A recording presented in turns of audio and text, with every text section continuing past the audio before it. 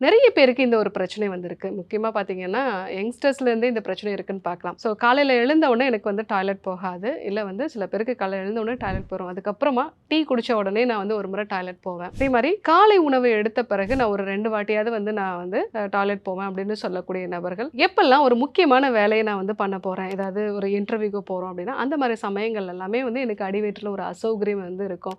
ஒரு டாய்லெட் போயிட்டு வந்தா தான் எனக்கு கம்ஃபர்டபுளாவே இருக்கும். இந்த மாரி பிரச்சனை இருக்கிறவங்க ஐபிஎஸ் அப்படின்னு நம்ம சொல்லுவோம். அதாவது இரிட்டபிள் பவல் சிண்ட்ரோம். இது வந்து ஒரு சைக்கோசோமேட்டிக் டிஸார்டர். அதாவது மனதினால உடல்ல உண்டாகக்கூடிய ஒரு நோய் அப்படின்னு நம்ம சொல்லலாம். ஸோ அதனால தான் வந்து இதற்கு ஈவன் நீங்க நிறைய சிகிச்சை முறைகள் எடுத்துக்கிட்டாலும் கூட இந்த பிரச்சனைகள் தொடர்ந்து இருக்கிறத வந்து பார்க்கலாம். இதுல நிறைய யங்ஸ்டர்ஸ் தான் வந்து அதிகமான அளவுக்கு பாதிக்கப்படுவாங்க. அதே சமயத்துல பெண்களுக்கும் இந்த பிரச்சனைகள் வந்து அதிகமா இருக்கும். இரிட்டபிள் பவல் சிண்ட்ரோம் இருக்கிறவங்க காலையில வெறும் வயித்துல ஏலக்காய்க்கு உள்ள இருக்கக்கூடிய அந்த அரிசி, அந்த விதைகள், ஸோ அதை வந்து நல்லா வந்து நீங்க பொடி பண்ணி வச்சுக்கோங்க. இதை வந்து ஒரு 1/4 டீஸ்பூன் அளவுக்கு, 1/4ல இருந்து 1/2 டம்ளர் அளவுக்கு மோர் வந்து நீங்க எடுத்துக்கலாம். ஸோ அந்த மோரோட இதை கலந்து வந்து நீங்க காலையில வெறும் வயிற்றுல வந்து எடுத்துக்கும் பொழுது நமக்கு இந்த ஐபிஎஸ் பிரச்சனையிலேருந்து நல்ல ஒரு மாற்றத்தை வந்து பார்க்கலாம். கூடுதலாக யோக பயிற்சிகள், தியான பயிற்சிகள், இதற்கான ஒரு முறையான சிகிச்சை முறையோட இதை வந்து நம்ம எடுத்துக்கிட்டோம் அப்படின்னா கண்டிப்பா ஒரு நல்ல மாற்றத்தை வந்து பார்க்கலாம். டாக்டர் ஸ்ரீவர்மா ஆயுள் தரும் ஆயுர்வேதா அறுவை சிகிச்சை இல்லா குணம், ஆயுள் கால நிவாரணம். For appointments 9994244111 99942